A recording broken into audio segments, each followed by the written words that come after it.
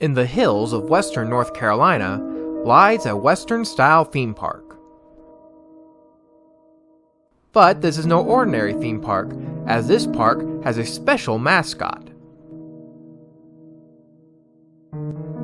Unlike Disneyland, with Mickey Mouse, or Kings Island with its iconic replica Eiffel Tower, this theme park's mascot is a special steam locomotive.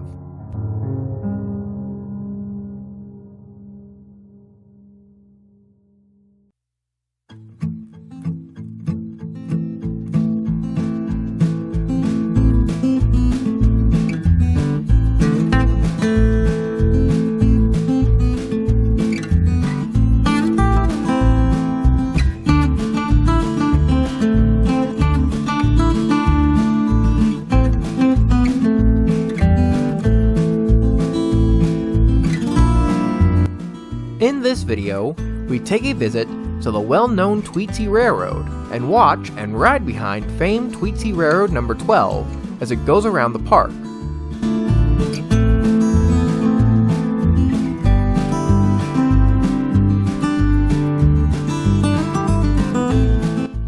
We talk about the history of both the railroad number 12 came from and how the park came to be, as well as the history of the locomotive itself.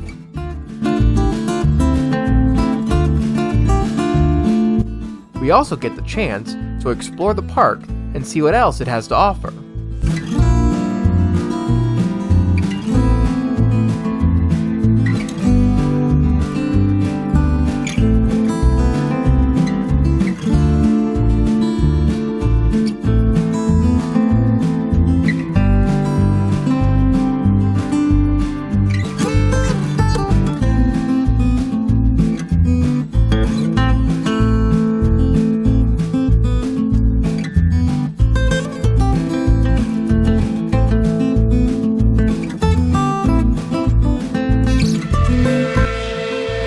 Now with all that out of the way, let's hop on board and see the Tweetsie Railroad.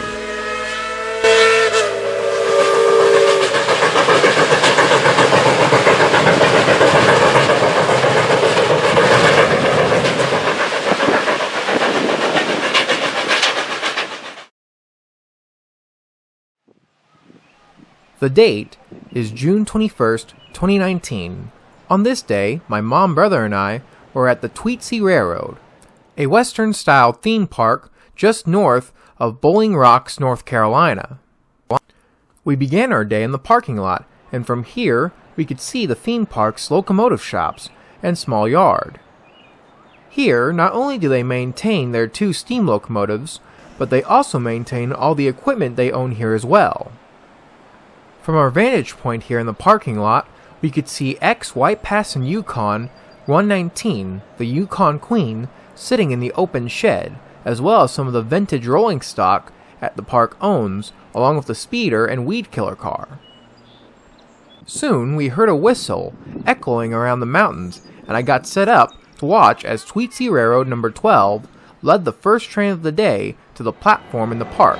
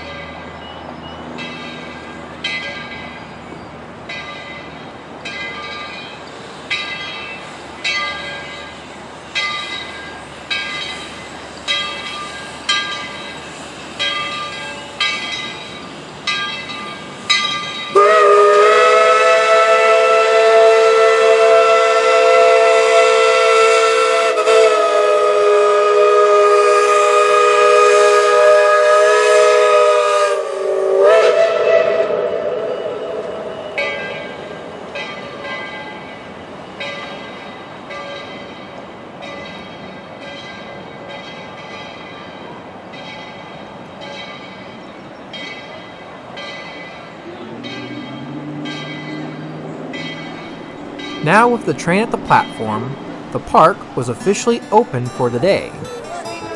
Walking through the main building, you're instantly transported back in time to the Wild West days, with cowboys, sheriffs, and even the famed Tweetsie girls walking around the place.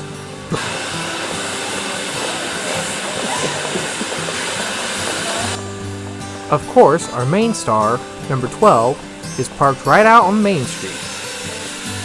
Tweetsie Railroad number 12 is a 460 10-wheeler built in 1917 by the Baldwin Locomotive Works in Philadelphia, Pennsylvania. Number 12 was one of 7 10-wheelers built for the East Tennessee and Western North Carolina Railroad between 1907 and 1919. The 10-wheeler, along with the other engines, handled the railroad's passenger and freight trains all over the 66-mile line between Johnson City, Tennessee and Boone, North Carolina. Then, on October 16, 1949, after 32 years of service to the Eastern Tennessee and Western North Carolina Railroad, number 12 was officially retired. That same year, number 12 was put up for sale by the railroad, and in 1952, a group of railroad enthusiasts purchased number 12 in order to start up the Shenandoah Central Railroad.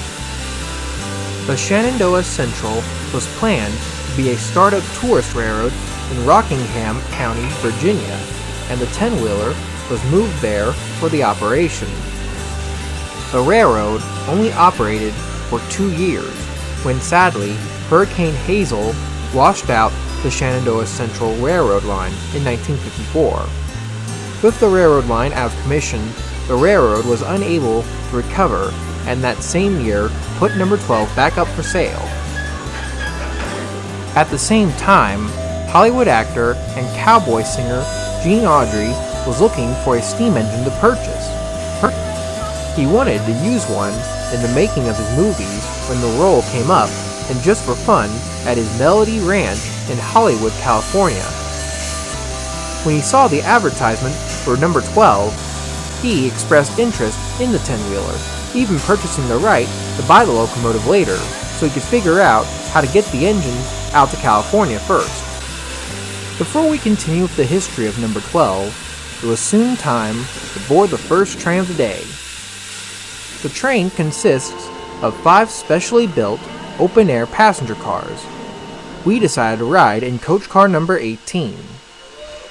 With every ride at the Tweetsie Railroad, not only are you treated to a show of outlaws and sheriffs, but you're also treated to a grand show of steam power as number 12 negotiates around the mountain with its train. Soon, everyone who wanted to ride the first train of the day was on board, and we then took off into the woods.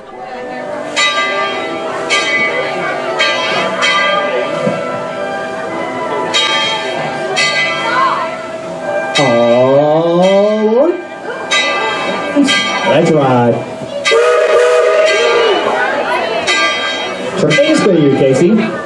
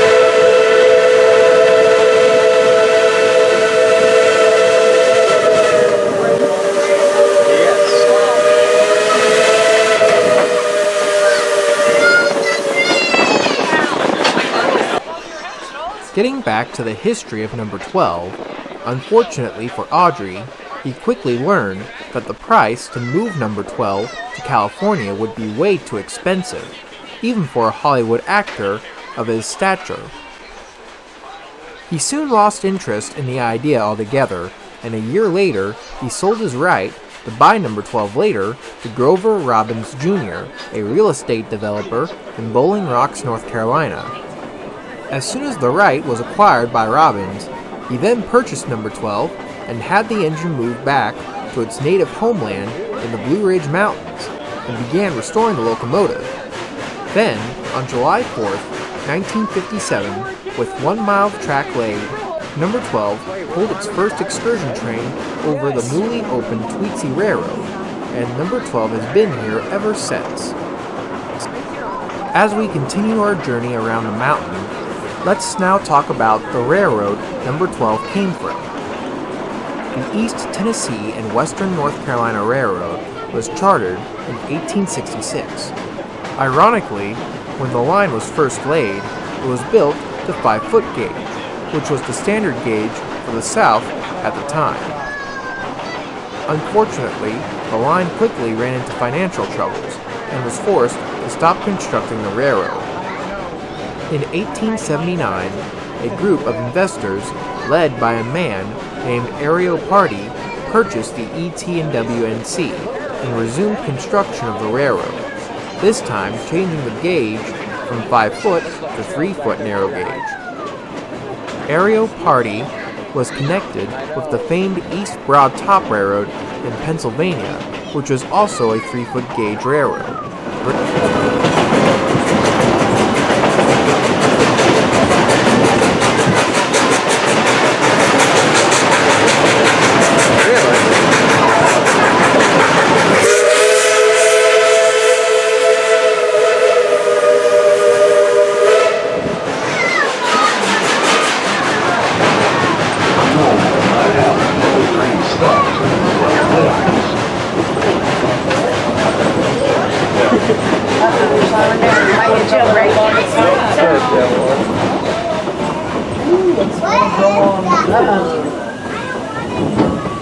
No, you need to attach.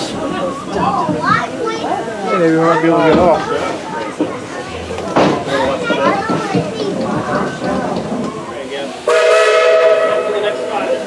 Dear God, the day just began, and a guy died at Cowboy Train. We're definitely on a hill here, aren't we? That was so cute.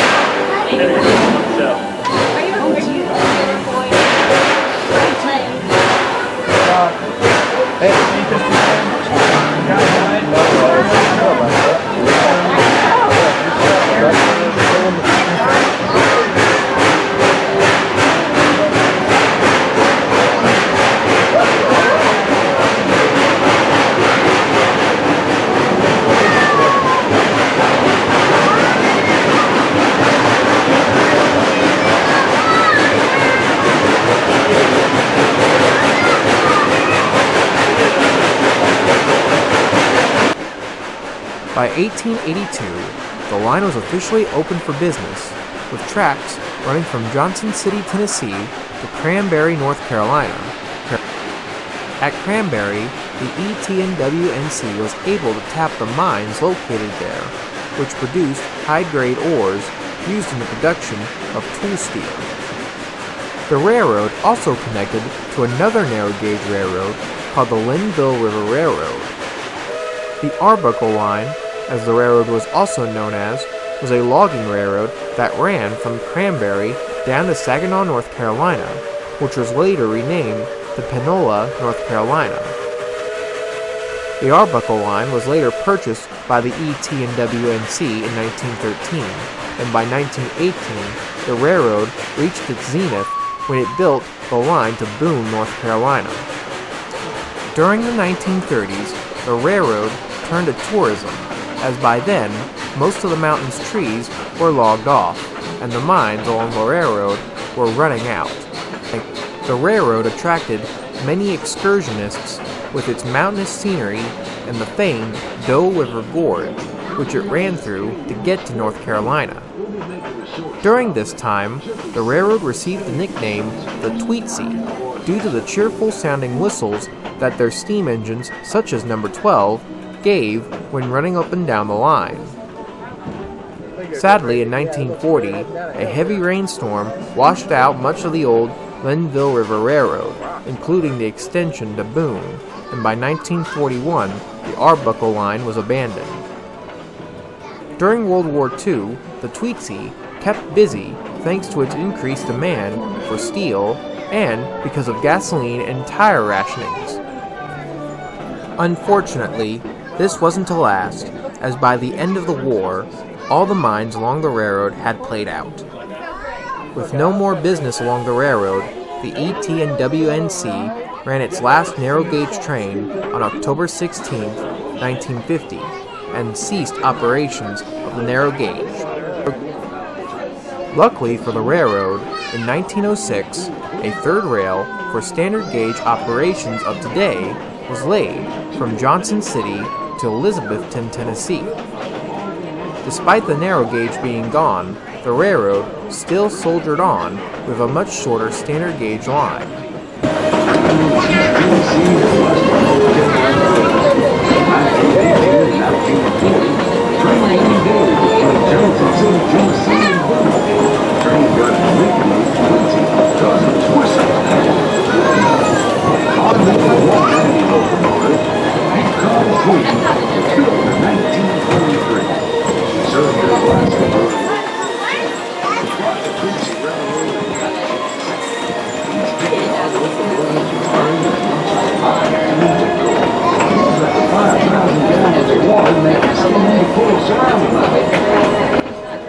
During this time, the Tweetsie was most notable for their operation of ET&WNC 207 and 208, two standard gauge 280 consolidations, which were ex-Southern Railway 630 and 722 respectively.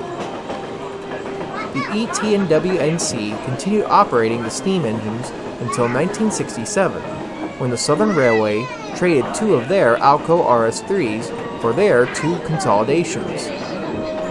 630 and 722 would end up operating for the Southern Railway as part of their popular steam program at the time, and the rest for them was history. Then, in 1983, the Tweetsie was then reorganized as the East Tennessee Railway and continued operating their line until 2003, when the rest of the line to Elizabethton was abandoned. As of today, what remains of the old East Tennessee and Western North Carolina Railroad Company is just less than a mile of track in Johnson City, Tennessee, operated by the East Tennessee Railway, which was acquired by the Genesee and Wyoming Railroad in 2005. Besides what remains of the East Tennessee Railway and Tweetsie number 12, along with some rolling stock that the park owns, the old engine house where the narrow gauge steam fleet and later where 630 and 722 were maintained still stands in Johnson City, still serving the East Tennessee Railway.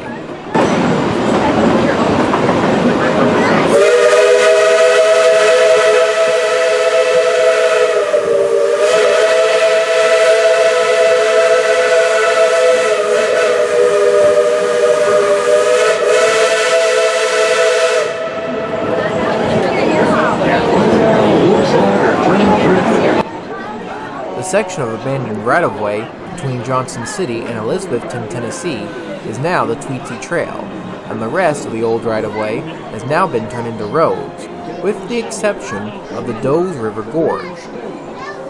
The Doe River Gorge is now a Christian camp, and just so happens to operate 2.5 miles of original right-of-way through the gorge. As we near the end of the ride, let's talk about the park itself. The idea of the place was thought up by Grover Robbins Jr. when he acquired former ET&WNC number 12 in 1955. He purchased the land the present-day park stands on, and while he and his friends worked on number 12, they began construction of the railroad. Then, as I stated earlier, on July 4th, 1957, with number 12 operational, the park was open to the public. At that time, the park only had 1 mile of track, and the original concept of the park was just the Wild West show, with cowboys, Indians, and sheriffs. When the 1 mile of track was extended into a 3-mile loop in 1958, the Tweetsie was proving to be a very popular attraction in the area. So popular that it was decided that another engine was needed to run the operation. Then, in 1960, Robbins managed to acquire ex-White Pass and Yukon Railroad 190, a narrow-gauge 282 Mikado. Once on the property, 190 was given the name Yukon Queen because of its origins in Alaska. In 1961, as the park kept growing in popularity, more attractions were added, such as a chairlift and an amusement ride area, and eventually the park became the first ever theme park in North Carolina. Ever since then, the Robins had added more attractions to the park, but have never lost what made their park so special. As of today, the park is still owned and operated by the Robins family. With our train now back in town, I decided to hang out here and watch number 12 as it did its runs around the mountain. While we're here, let's talk about the track. For the people who don't know, you guys may have noticed that the tracks here appear to be smaller than usual. Well, that's because they are. Looking at this set of concrete tracks on the Florida East Coast Railway, the standard gauge of track in North America is 4 feet 8 1/2 inches. Not only is it the standard gauge for North America, but for a good chunk of the world as well. Here at the Tweetsie, however, the track gauge here is 3 feet exact. 3-foot gauge was once another popular gauge of track used in the United States, with many railroads using it, such as the ET&WNC. Other railroads included the East Broadtop Railroad in Pennsylvania and the famed Denver and Rio Grande Western Railroad in Colorado, which had the largest system of narrow gauge track in the U.S. The reasons why 3-foot gauge track was so popular back in the day was because 1. It was cheaper to build than standard gauge, and 2. Narrow gauge lines could take tighter corners than standard gauge lines. Sadly, however, as time marched on, for one reason or another, most of the narrow gauge railroads in North America were either abandoned or shut down. As of today, the only remaining narrow gauge railroad still in regular freight use is the USG Corporation, which operates an industrial line in Plaster City, California. All the other remaining narrow gauge lines still in service, such as the Tweetsie, are now tourist and scenic railroads. At the time of our visit, the Tweetsie Railroad was the only 3-foot gauge narrow gauge railroad east of the Mississippi River in operation. But, as of 2022, the famed East Broadtop Railroad up in Pennsylvania is in the process of being reopened. Anyway, we have now relocated to the pavilion next to the tracks to watch number 12 as it departed for its next run.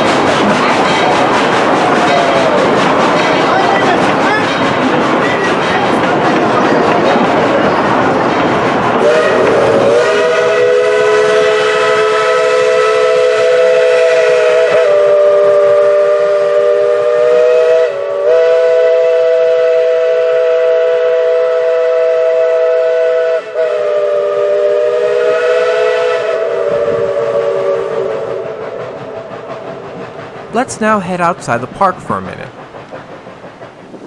Heading down Road 1540 just outside the park brings us to this classic wooden bridge.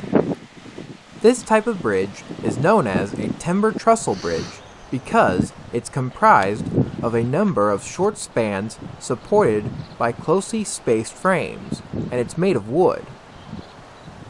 This trestle was built during the Tweetsie Railroad's original construction, sometime between 1955 and 1957. Bridges such as this one were built between the 19th and early 20th centuries to help speed up construction of many railroads in North America, especially the ones out west.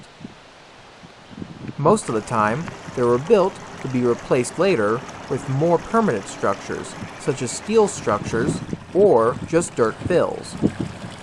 As of today, there are only a handful of wooden bridges left in use, and the ones that do remain don't even look like this one. We'll now watch as number 12 pulls its train across the classic wooden trestle bridge.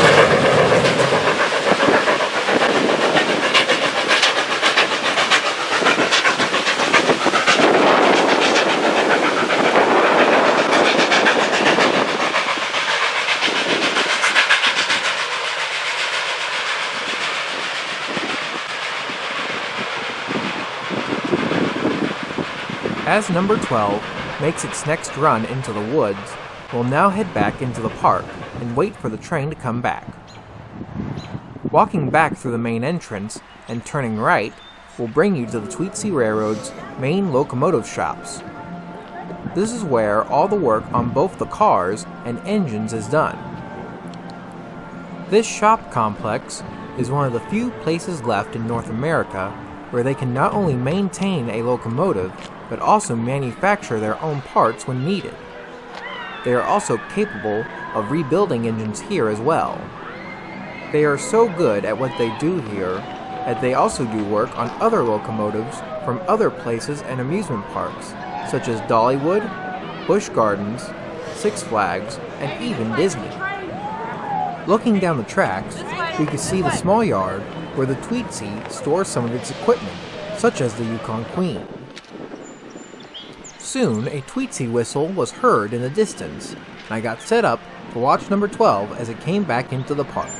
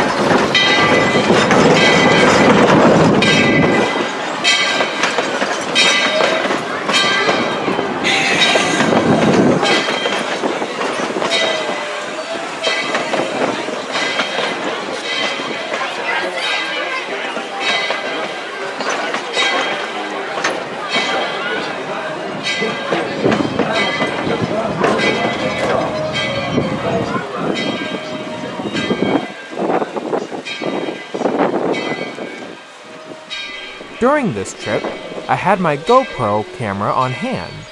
We'll now move to my GoPro to get a more unique shot of number 12 as the train pulls back into the station.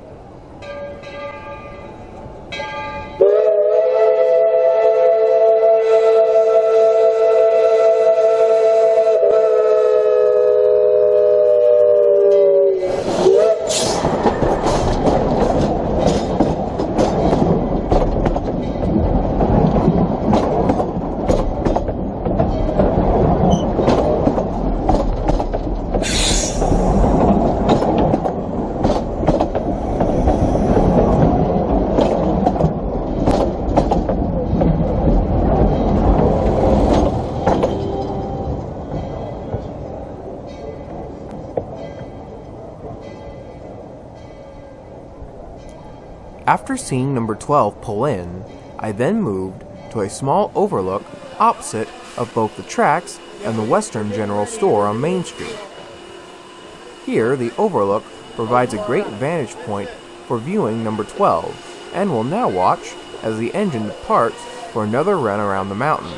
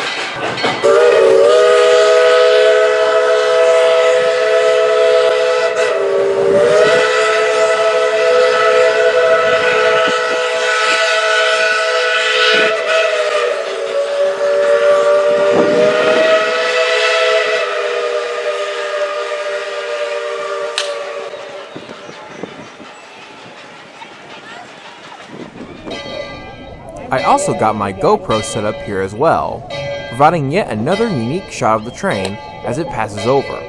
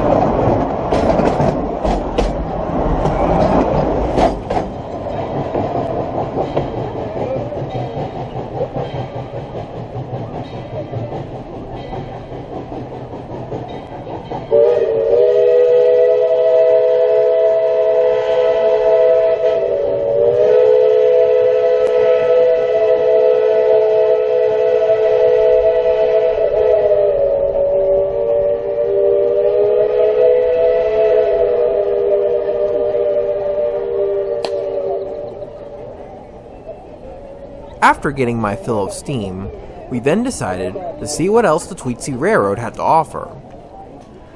The park is mainly divided into 3 sections: Main Street, where we've been seeing Tweetsie Railroad number 12, the County Fair, which is all of the amusement park rides, and Miners Mountain, which is the family area of the park. There are also 2 more sections of the park, called Tweetsie Junction and the Hacienda, but they are so close to Main Street, I decided to put them all together in that section. The best way to get between Main Street and Miners Mountain is by using the chairlift, which provides a scenic overview of the park.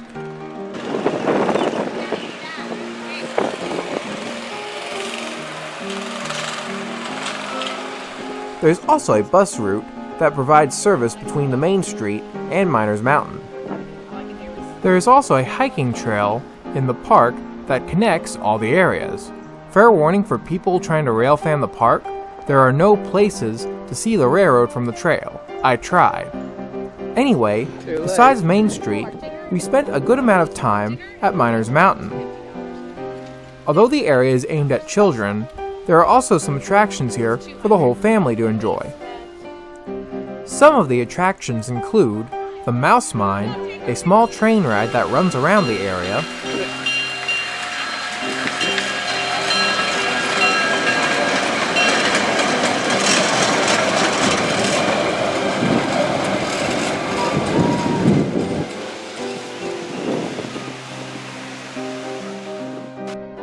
there is also the Deer Park, a petting zoo area with deer, goats, turtles, llamas, emus, and other animals.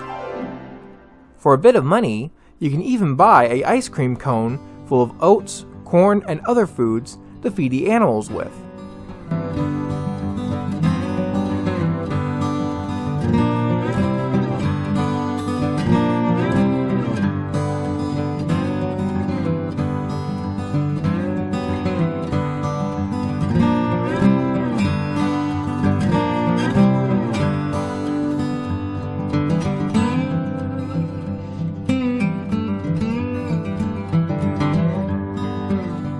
Most of the animals here are friendly, and the smaller goats around here always love to hop out of their habitats to see the people, especially the ones with food.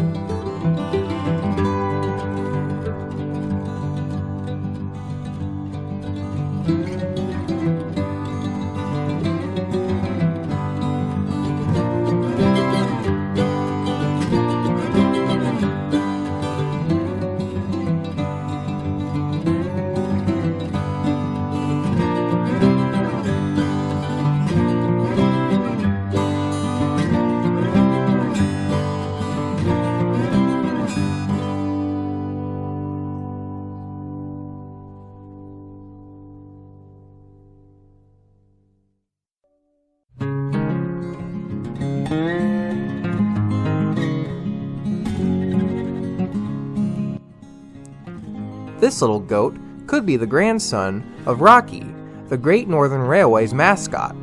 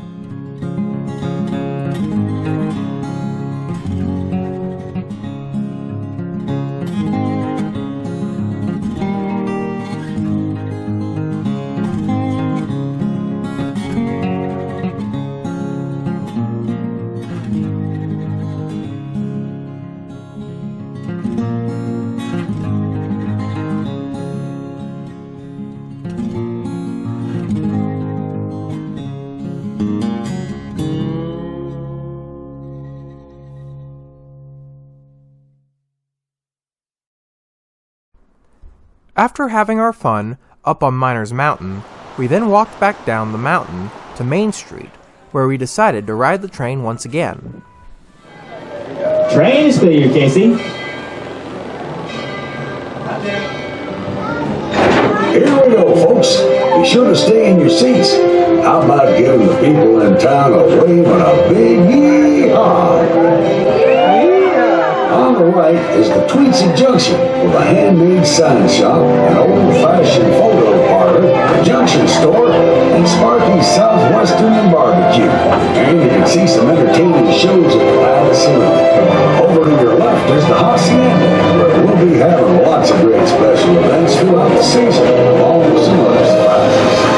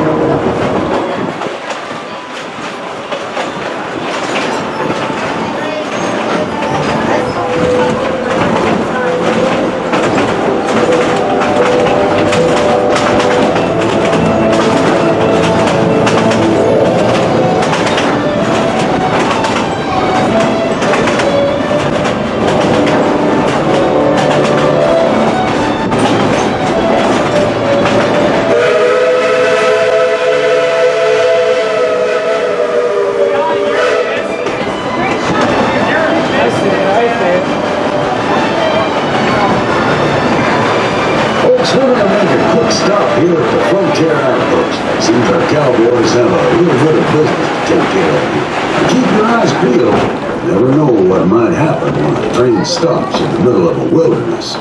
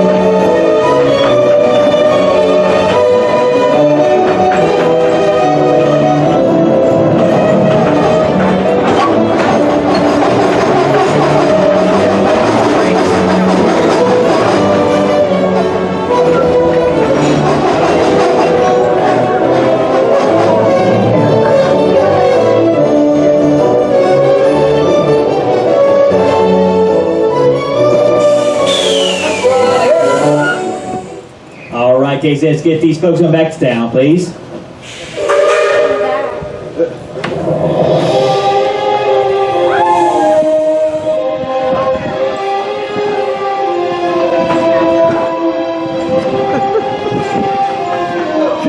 That was a close one. Well, let's head on back to town, and I'll tell you a little bit more about the train. In case you missed it earlier, our train is being pulled by a genuine coal-fired steam locomotive.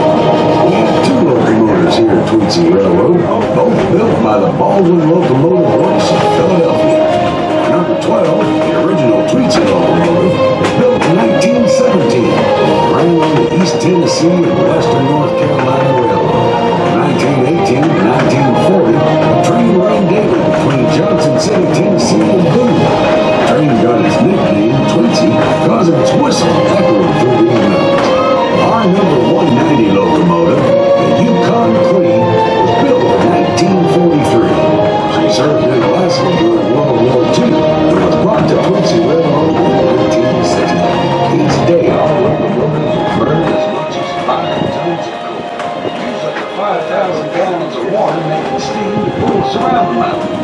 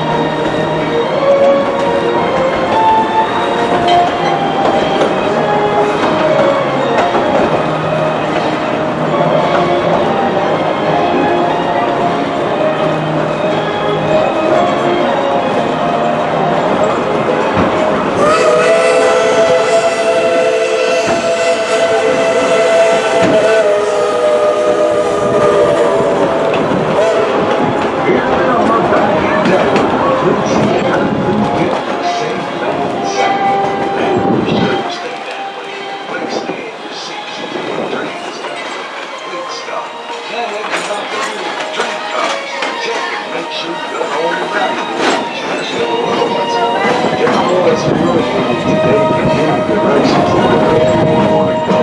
Don't forget you got great ticket to a season pass just by being in our ticket office. Thanks for riding. Y'all come back and ride with us again real soon. Bye-bye now. With the train now back at the station, we decided to spend what time we had left at Main Street. Soon enough, it was time for number 12 to pull its last train of the day, and we got to watch as it departed Main Street.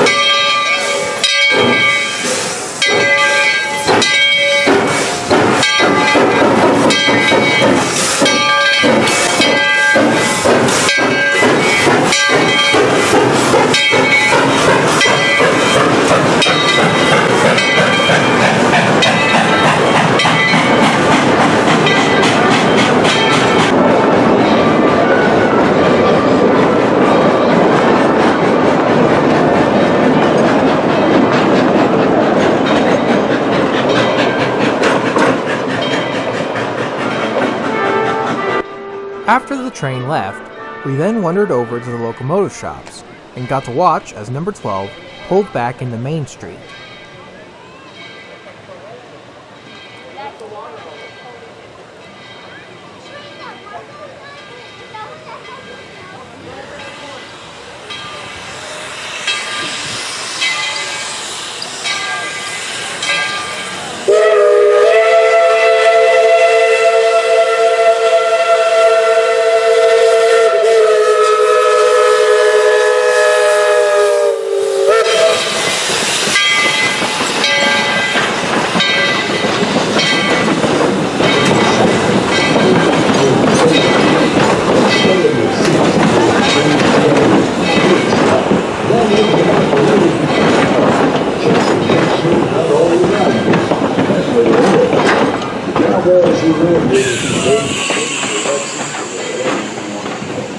After the excursion train got back, the conductor of the train then got off, and we got to watch as he then drove the speeder out onto the line.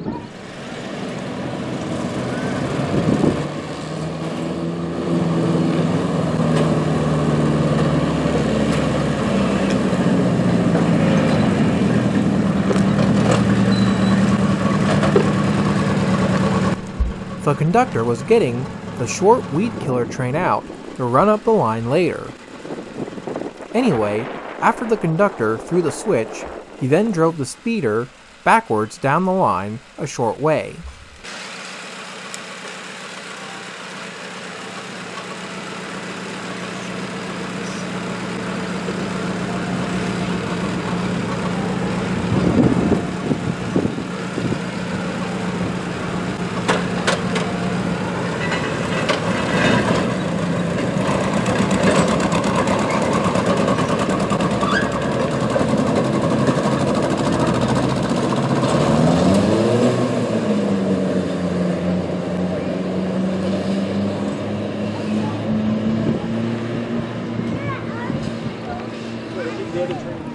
After getting the speeder into position, the conductor then walked back to his train and then guided it back to the locomotive shops for servicing and refueling.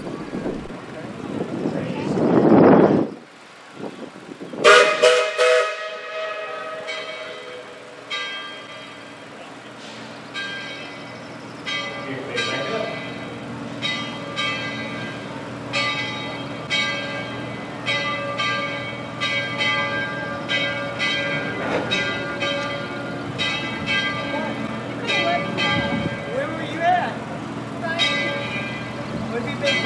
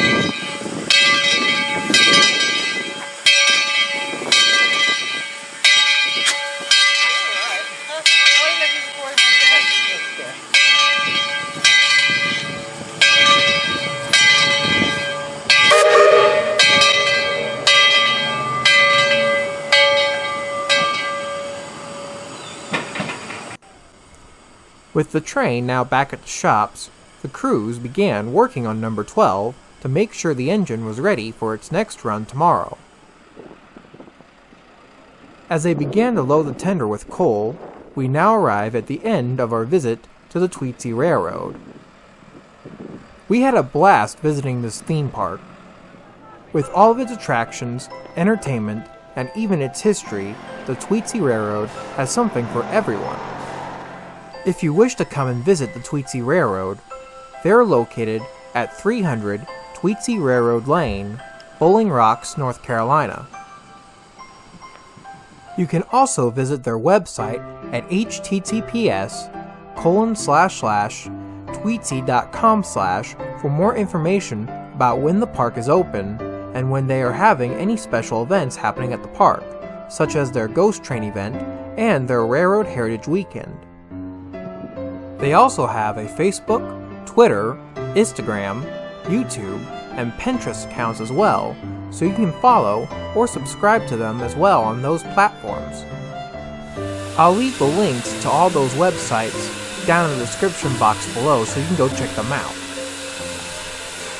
Anyway, we had a blast visiting this theme park, and if you guys are thinking about visiting this place, I highly recommend it.